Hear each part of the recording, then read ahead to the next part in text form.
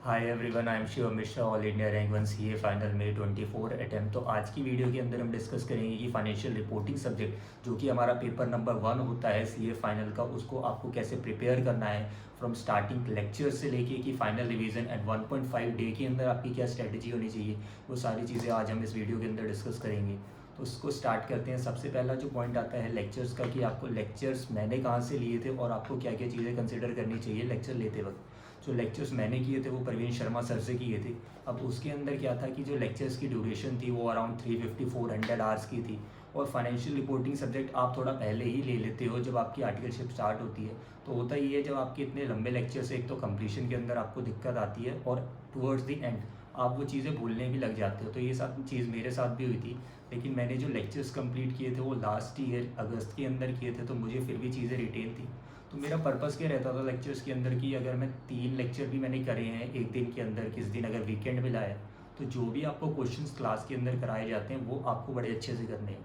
और जब भी आपको टीचर क्वेश्चन करा रहा है तो क्वेश्चन आपको उनका सोल्यूशन नहीं देखना है, आपको खुद से सॉल्व करना है। उसके बाद आपको देखना है कि वो उन्होंने क्या कराया है। तो इससे क्या होगा कि आपकी अंडरस्टैंडिंग डेवलप होगी और आपके कॉन्सेप्ट्स इंप्रूव होंगे, जो कि सबसे इंपॉर्टेंट है सीए फाइनल के अंदर। कि अगर आपका नया क्वेश्चन भी आए एग्ज़ाम के अंदर तो आप उसे वो सॉल्व कर पाओ। तो जो लेक्चर्स थे वो अराउंड 150 लेक्चर्स थे और उनकी ड्यूरेशन 400 आवर्स की थी।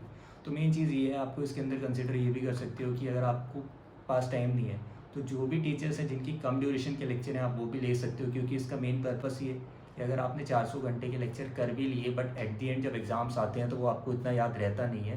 तो मेन इशू इसके अंदर ये है, तो आप ये चीज़ कंसिडर कर सकते हो। और अगर हम बात करें financial reporting as a subject की, तो ये कब सबसे स्कोरिंग सब्जेक्ट है। क्योंकि इसके अंदर मैं स्टार्टिंग से अकाउंटिंग में तो सबका इंटरेस्ट होता है जो भी सीए कोर्स के अंदर है। तो जैसे कि मेरे भी इसके अंदर स्टार्टिंग में फाउंडेशन लेवल पे भी अकाउंटिंग के अंदर 91 मार्क्स थे। उसके बाद सेकंड लेवल सीए इंटरमीडिएट के अंदर भी 89 मार्क्स थे एंड सीए फाइनल के अंदर मेरे 87 मार्क्स है, जो कि ऑल इंडिया हाईएस्ट मार्क्स है मेरे 24 अटैम्प्ट किए। तो ऐसा कोई इस सब्जेक्ट के अंदर मुश्किल नहीं है हाई मार्क्स स्कोर करना। आपको बस फोकस करना है कि आपका मटेरियल क्या है और कंटेंट क्या है। तो इसी के लिए हम सेकंड चीज़ डिस्कस करेंगे कि मटेरियल या नोट्स आपको क्या क्या फॉलो करने हैं। तो जो पहले मैंने स्टार्टिंग करी थी तो क्लासेस के साथ तो शर्मा सर के मैंने नोट्स फॉलो किए रहे थे। मैं आपको एक बार वो दिखा देता हूँ। मैंने उनके नोट्स का प्रिंट आउट निकलवा रखा था, क्योंकि मेरे पास इतना टाइम नहीं था कि उसको लिख लिख के मैं नोट्स बनाऊँ। तो मैंने उसका प्रिंट आउट निकलवा लिया था और इस टाइप के कुछ थे। और साथ ही उनके क्या था, हैंड रिटन नोट्स भी आए थे मार्केट के अंदर, तो मैंने वो भी परचेज़ कर लिए थे, जो कि अगर आप देखोगे तो कुछ इस तरीके के होंगे। तो फर्स्ट और सेकेंड रिवीजन तो मैंने इससे ही करी थी, बट लेटर ऑन क्या था कि हैंड राइटिंग में मुझे थोड़ी सी दिक्कत आ रही थी जो भी नोट्स की थी। तो फिर मैंने अजय अग्रवाल सर के नोट्स ले लिए थे और इन दोनों को कंपाइल कर लिया था, मर्ज कर लिया था कि अगर कोई भी टॉपिक या कॉन्सेप्ट मुझे किसी भी नोट्स में एक्स्ट्रा लग रहा है या कम लग रहा है तो वो चीज़ दोनों मेरी कवर होनी चाहिए। क्योंकि एग्ज़ाम के अंदर अगर आप देखोगे एक बोनस का क्वेश्चन आया था, तो वो बोनस का क्वेश्चन भी मेरे नोट्स में था। तो वो एक मुझे बेनिफिट हुआ और वो क्वेश्चन में भी मुझे अच्छे 14 मार्क्स में से 11.5 मार्क्स मिले हैं। तो वो चीज़ भी आपको देखनी है। तो ये शर्मा सर का क्वेश्चन बैंक है और फर्स्ट डिवीज़न के अंदर जब मैं क्लासेस कर रहा था तब मैंने ये सॉल्व किया था और सेकेंड टाइम भी मैंने यही सॉल्व किया था। बट लेटर ऑन हुआ क्या कि इनकी 4 बुक्स थी और मेरे लिए फिर ये मैनेज कर पाना एग्ज़ाम डे से पहले मुश्किल था। तो फिर मैंने इसके लिए अजय अग्रवाल सर का क्वेश्चन बैंक लिया और उसके अंदर मैं क्या करता था कि जो भी मुझे एडिशनल क्वेश्चन दिखे या तो आईसीए वेबसाइट के अंदर, क्योंकि इनकी ये बुक तो अच्छी है बट इसमें क्या दिक्कत है कि आपको थ्योरी क्वेश्चन नहीं मिलेंगे। और फर्स्ट और सेकंड रिवीजन के अंदर थ्योरी क्वेश्चंस इंपॉर्टेंट है, बिकॉज अगर आपको कॉन्सेप्ट की अंडरस्टैंडिंग बनानी है तो वो काफ़ी हेल्प करेगा आपकी अंडरस्टैंडिंग डेवलप करने के लिए। कि बेसिकली थ्योरी क्वेश्चंस क्या होते हैं कि इंडेस की थ्योरी बेस्ड क्वेश्चन होते हैं कि आपको प्रैक्टिकली वो कैसे अप्लाई करना है, उसके अंदर कोई नंबर्स नहीं होते। तो वो आपको काफ़ी हेल्प करेगा। तो इसलिए आपको फर्स्ट और सेकंड डिवीज़न के अंदर तो करना चाहिए। और रही बात स्टडी मैट की, तो जनरली जो होता है कि स्टडी मैट के क्वेश्चंस कवर्ड ही होते हैं हर किसी टीचर के क्वेश्चन बैंक में, तो वो अलग से रेफ़र करने की ज़रूरत नहीं है। मैंने एक रिवीजन में किया था बट वो था इतना कि आप देखोगे कि काफ़ी 4-4 बुक्स हैं मोटी मोटी, वो आपको कवर करने में काफ़ी दिक्कत आएगी। तो इससे बेटर है कि आप क्वेश्चन में कहीं का भी ले रहे हो बट उसमें इंश्योर करो कि आपकी कॉम्प्रिहेंसिव कवरेज हो रही है। तो इसके लिए मैंने क्या किया था, जैसे मैंने बताया कि पहले मैंने शर्मा सर का क्वेश्चन बैंक किया था, सेकंड टाइम में मैंने स्टडी मैट भी किया था और थर्ड टाइम में मैंने अजय सर का क्वेश्चन बैंक लिया था। क्योंकि वो क्या था, एक क्वेश्चन बैंक है, हालांकि उसमें थ्योरी क्वेश्चन नहीं है, वो आप स्किप भी कर सकते हो थर्ड और फोर्थ रिवीजन में। क्योंकि एग्जाम के अंदर मैक्सिमम वेटेज उसकी 4 से 5 मार्क्स की होगी और उसके लिए 600-700 क्वेश्चन करना बिल्कुल भी वर्थ इट नहीं है। तो इसके लिए मैंने क्या किया था, जो भी एडिशनल क्वेश्चन लिखते थे तो मैं इस तरीके से मार्क कर लेता था। जैसे ये वाला है कि ये मुझे स्टडी मैट से देखना है, तो हर इंडेक्स के लिए हर चैप्टर के लिए मैंने ये किया था डिस्कस करेंगे कि रिवीजन स्ट्रेटेजी क्या होनी चाहिए फाइनेंशियल रिपोर्टिंग, क्योंकि सब्जेक्ट बड़ा है बट इसके अंदर आपको एक बेनिफिट मिलेगा क्योंकि ये पेपर नंबर 1 है तो आपको 5 से 6 दिन मिल जाएंगे एग्ज़ाम्स से पहले, तो वो चीज़ काफ़ी अच्छी है। उसके अंदर आप क्या कर सकते हो, 2 रिवीज़न तो आपकी वहीं पे कवर हो जाएंगी और उसके पहले भी आपको 2 से 3 रिवीज़न करनी है। मैंने भी 4 रिवीज़न प्रॉपर करी थी, तो जो नंबर मैंने अलोकेट किया था रिवीज़न का वो किस तरीके से था, तो फर्स्ट रिवीज़न के अंदर मुझे लगे थे 15 डेज़, सेकेंड रिवीज़न के अंदर लगे थे मुझे 10 डेज़ एंड थर्ड रिवीजन जो थी वो थी मेरी 7 डेज़ के अंदर, और जो लास्ट रिवीजन थी वो मैंने 6 डेज़ दिए थे जो कि एग्ज़ाम डे से पहला होता है, और उसके अंदर भी मैंने 2 बार उसको रिवाइज़ किया था। इसी के साथ आप मॉक टेस्ट सीरीज़ ले लोगे तो वो काफ़ी आपको हेल्प करेगा, क्योंकि जब मैं सेकंड रिवीजन कर रहा था तब मैंने मॉक टेस्ट सीरीज़ ली थी और उसके अंदर जो मेरा स्कोर था वो 79 मार्क्स का था, और जब मैंने थर्ड रिवीजन करी उसके बाद भी मैंने मॉक दिया था तो उसमें भी मेरा स्कोर 92 मार्क्स का था, और जो फाइनल एग्ज़ाम हुआ है हमारा सीए फाइनल का आईसीए वाला उसके अंदर मेरे 87 मार्क्स हैं जो कि ऑल इंडिया हाईएस्ट मार्क्स हैं। तो ऐसा कोई डिफ़िकल्ट चीज़ है नहीं इस सब्जेक्ट के अंदर, आप इजीली कर सकते हो, बट फोकस आपको क्या करना है, जो भी क्वेश्चंस हैं मेन जो क्वेश्चन आते हैं वो आते हैं स्टडी मैट के। आरटीपी एमटीपी इंपॉर्टेंट है, अच्छे क्वेश्चंस आते हैं उसके अंदर, बट जो एग्ज़ाम के अंदर क्वेश्चन आपको रिपीट मिलेंगे वो मिलेंगे आपको स्टडी मैट के अंदर। कोई भी एडिशनल क्वेश्चन करने की ज़रूरत नहीं है, अगर आप खाली स्टडी मैट के करके जाओगे तो भी वो मोर देन इनफ है, क्योंकि अगर आप नवंबर 23 का एग्ज़ाम देखोगे तो उसके अंदर जब पेपर डिफ़िकल्ट आया था तो वो किसी की भी बुक से नहीं आया था, तो वो चीज़ आपको ध्यान में रखनी है कि एडिशनल क्वेश्चंस के लिए नहीं जाना, मेन चीज़ आपकी कंसेप्चुअल अंडरस्टैंडिंग है, और जो स्टडी मैट की क्वेश्चन है वो आप बिना सॉल्यूशन देखे सॉल्व कर पा रहे हो। उसके बाद सेकेंड चीज़ आती है, लोग कहते हैं कि सॉल्यूशन आईसीए वाला ही लिखना है, ये क्या कैसा लिखना है, तो उसको आपको आईसीए वाला ही लिखना है, चाहे वो कैसा भी हो। थोड़ा बहुत वो एक्स्ट्रा लिखते हैं बट आपको ये इंश्योर करना है कि जो जो भी फिगर्स आ रहे हैं, क्योंकि फाइनेंशियल रिपोर्टिंग या जो भी न्यूमेरिकल सब्जेक्ट है इसमें फिगर्स के मार्क्स है, बाकी किसी चीज़ के आपको मार्क्स मिलेंगे नहीं। तो आपको क्या करना है, जो भी इंश्योर करना है कि जो भी उनके वर्किंग नोट है जो बनाते हैं वो, लाइक कंसोलिडेशन का क्वेश्चन है तो वो अलग अलग वर्किंग नोट्स बनाते हैं, तो आपको इंश्योर करना है जो जो उनके वर्किंग नोट है वो आपके में भी आ रहे हैं। निकालो कैसे भी, उससे फ़र्क नहीं पड़ता, लास्ट में फिगर मैच करनी चाहिए। अगर आप मेरी सर्टिफाइड कॉपी भी देखोगे तो हैंड राइटिंग बिल्कुल मैटर नहीं करती है, एट दी एंड जो आपकी फ़िगर आई है फाइनल, अगर एग्जामिनर को वो चीज़ दिख के ही सेम है तो आपको पूरे मार्क्स मिल जाएंगे। और ऐसा नहीं है कि एफआर के अंदर पूरे मार्क्स नहीं मिलते, या किसी सब्जेक्ट के अंदर अगर मेरी सर्टिफाइड कॉपी देखोगे आप तो उसमें फुल मार्क्स भी मिले हुए हैं काफ़ी जगह। इसके बाद जो नेक्स्ट चीज़ आती है, क्या एमटीपी आरटीपी सॉल्व करनी है। कई लोग पूछते हैं कि कितने अटैम्प्ट्स की आरटीपी एमटीपी सॉल्व करनी है, तो इसमें आपको क्या ध्यान देना है कि जो भी जनरली बुक्स होती हैं, क्वेश्चन बैंक होते हैं, इसके अंदर मैक्सिमम लास्ट अटैम्प्ट तक कवर रहता है आपका जो भी क्वेश्चन है।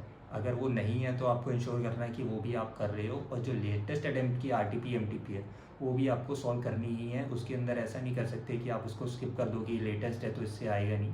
अगर एमटीपी से नहीं आता वो ठीक है, बट उसके अंदर आपको क्या होगा कि कॉन्फिडेंस डेवलप होगा, और जब आपका कॉन्फिडेंस डेवलप होगा कि आप क्वेश्चन सॉल्व कर पा रहे हो तो आप जब एग्ज़ाम हॉल के अंदर बैठोगे तो आपका कॉन्फिडेंस बहुत हाई लेवल पे होगा। ओवर कॉन्फिडेंस नहीं होना चाहिए बट हाई लेवल पे रहेगा कि क्वेश्चन आपके सॉल्व हो जाएंगे और कहीं पे भी जो है न्यूमेरिकल मिस्टेक आपकी नहीं होगी। आती है क्या एफआर के अंदर आपको राइटिंग प्रैक्टिस करनी है, तो राइटिंग प्रैक्टिस मेरा तो मानना है कि आपको सारे क्वेश्चंस लिख के ही देखनी चाहिए। जो फर्स्ट रिवीजन है और सेकंड रिवीजन करी थी मैंने, ड्यूरिंग द क्लासेस भी मैं सारे क्वेश्चन लिख के करे थे, और जो मेरी फर्स्ट रिवीजन थी 15 डेज वाली उसके अंदर भी मैंने सारे क्वेश्चन लिख के करे थे। उसके बाद मैंने मार्किंग कर ली थी कि कौन सा क्वेश्चन मुझे अब सेकेंड रिवीजन में नहीं देखना, तो नेक्स्ट रिवीजन में मैं कट करते गया था। बट जब एग्ज़ाम से पहले 6 दिन थे मेरे पास, तो उसके अंदर मैंने इंश्योर किया था जो भी मेरे मार्क्ड क्वेश्चन है उसको मैं राइटिंग में प्रैक्टिस कर रहा हूँ। उससे क्या होगा, अगर आपकी राइटिंग में प्रैक्टिस होगी एट दी एंड आपको एग्जाम में तो राइटिंग के अंदर ही लिख के आना है। और ऐसा नहीं होता कि आपको बिल्कुल सजा सजा के प्रैक्टिस करनी है। प्रैक्टिस क्या है, आपको खाली नंबर्स आपको लिख लेने हैं और एक फॉर्मेट बना लेना है, क्योंकि आपको स्केल से तो बनाना नहीं है। एग्ज़ाम में इवन एग्ज़ाम के अंदर भी आपको स्केल से बनाने की ज़रूरत नहीं है, ना ज़्यादा हैंड राइटिंग पर ध्यान देनी। मेन चीज़ जो होती है इसके अंदर होते हैं वर्किंग नोट्स की, आपके सारी वर्किंग नोट आ रहे हैं और फिगर जो आ रही है वो आप प्रॉपर हाईलाइट रखो कि ये समझ आ रही है एग्जामिनर को। उतना अगर आपने कर दिया तो पूरे मार्क्स आपको मिल जाएंगे। उसके बाद आती है पेपर प्रेजेंटेशन की, आपको पेपर कैसे प्रेजेंट करना है फाइनेंशियल रिपोर्टिंग का, जो कि बहुत इंपॉर्टेंट है क्योंकि इसके अंदर क्या है, इंडेस की थ्योरी है, तो वो थ्योरी भी आपको लिखनी पड़ती है। सपोज़ कोई भी क्वेश्चन आता है, जैसे इंडेस 109 का हमारा क्वेश्चन आया था, तो उसमें आप 2 से 4 लाइन स्टार्टिंग में लिख दो उस इंडेस के बारे में। ऐसा नहीं है कुछ भी आपको याद करके जाना है, जो भी आपको अंडरस्टैंडिंग है। सपोज़ हम ब्रेक करते हैं कोई भी हमारा लाइबिलिटी है, उसको लाइबिलिटी और इक्विटी के अंदर ब्रेक करते हैं जो भी फाइनेंशियल इंस्ट्रूमेंट है, तो वो आपको खाली लिख देना है कि ये चीज़ हम ऐसे ब्रेक करेंगे और एज़ पर इंडेस 109 ये चीज़ ऐसे सॉल्व होगी। जो भी आप करने वाले हो उसी को लिख दोगे तो एग्जामिनर पे अच्छा इंप्रेशन पड़ता है और आपको अच्छे फुल मार्क्स मिलने के चांस काफ़ी ज़्यादा हो जाते हैं। तो ये करना। उसके बाद आपको वर्किंग नोट्स बनाने हैं। मेन डायरेक्ट सोल्यूशन नहीं करना। कुछ लोग क्या करते हैं, जगह छोड़ देते हैं मेन सोल्यूशन की, वो चीज़ नहीं करनी। उससे क्या होगा, फिर जगह आपकी कम भी पड़ सकती है। इसलिए आप वर्किंग नोट ही पहले बनाओ और वर्किंग नोट्स के बाद मेन सॉल्यूशन करोगे तो आपको पूरे मार्क्स मिल जाएंगे। सर्टिफाइड कॉपी की लिंक भी मैं डिस्क्रिप्शन बॉक्स में दे दूंगा, जिसके अंदर मेरे 87 मार्क्स हैं और MCQ के अंदर 28 मार्क्स हैं। तो उस चीज़ से भी आपको काफ़ी हेल्प होगी, आप उसको दे सकते हो एज अ रेफरेंस और कर सकते हो। उसके बाद आता है इंपॉर्टेंस ऑफ मॉक टेस्ट। है कि सीरीज़ 1 के अंदर मेरे 79 मार्क्स थे एंड सीरीज़ 2 के अंदर 92 मार्क्स। तो कहीं ना कहीं मेरे अंदर कॉन्फिडेंस था कि यार 80+ तो ले आएंगे, अगर अच्छा पेपर आया है, नॉर्मल पेपर आता है फाइनेंशियल रिपोर्टिंग का, तो 80+ या 90 भी मार्क्स आ सकते हैं। तो इसी फोकस से मैं गया था और मेरे 87 मार्क्स आए थे। फिर एक चीज़ और कहते हैं लोग कि फाइनेंशियल रिपोर्टिंग का सिलेबस बहुत ज़्यादा वास्ट है, इसको कवर करना बहुत मुश्किल है। तो इसके लिए आप क्या कर सकते हो, खुद को मोटिवेट करने के लिए जो मैं करता था, एक तो एक्सेल ट्रैक का तो सेकेंडरी हो गया, मैं एक और चीज़ करता था कि अपनी कॉपी के अंदर, मैं आपको दिखाता हूँ, ये फ्रंट पेज पे सबसे पहले मैं लिखता था कि टारगेट कितना है। तो इसके अंदर मैंने 90+ मार्क्स का टारगेट किया, हालांकि आए मेरे 87 बट 90+ का मैंने टारगेट किया हुआ था। मैं एक ये और बनाता था शीट की नंबर ऑफ रिविजन्स। तो हर रिवीजन के बाद मैं उसको टिक करता था, उसको ग्रीन हाईलाइट करता था, रिवीजन के बाद टिक करता था, ग्रीन हाईलाइट करता था। इस तरीके से आप करोगे तो इससे काफ़ी मोटिवेशन मुझे मिलती थी। आप भी ये टेक्निक लगा सकते हो और काफ़ी हेल्प होगी। और फाइनेंशियल रिपोर्टिंग तो सबके लिए एक अच्छा सब्जेक्ट और इंटरेस्टिंग सब्जेक्ट है और काफ़ी अच्छा इसके अंदर स्कोर हो सकता है। अब जैसे कि हमारी एक ग्रुप के अंदर 3 पेपर हैं, financial reporting, advance financial management और ऑडिटिंग। तो जो आपका एग्रीगेट बनाने में हेल्प कर सकता है या किसी को रैंक लानी है तो उसके अंदर हेल्प कर सकता है, वो फाइनेंशियल रिपोर्टिंग एक सब्जेक्ट है जिसमें आप अच्छे मार्क्स टारगेट कर सकते हो। और इसी के पेपर के अंदर मैक्सिमम चांस होते हैं कि आपके क्वेश्चंस रिपीट होंगे जो स्टडी मैट वाले हैं। अनलेस एक दो अटैम्प्ट्स को छोड़ दे तो बाकी सारे अटैम्प्ट्स के अंदर आपको रिपीटेड क्वेश्चन मिलेंगे। That's why this is the most scoring subject in CA final. और आप इसको टारगेट कर सकते हो कि आपको 80+ मार्क्स लाना है। और किसी को अगर नॉर्मल भी पास होना है, और जितना मैंने बताया कि स्टडी मैट RTP MTP कर लेता है, मोर देन इनफ है।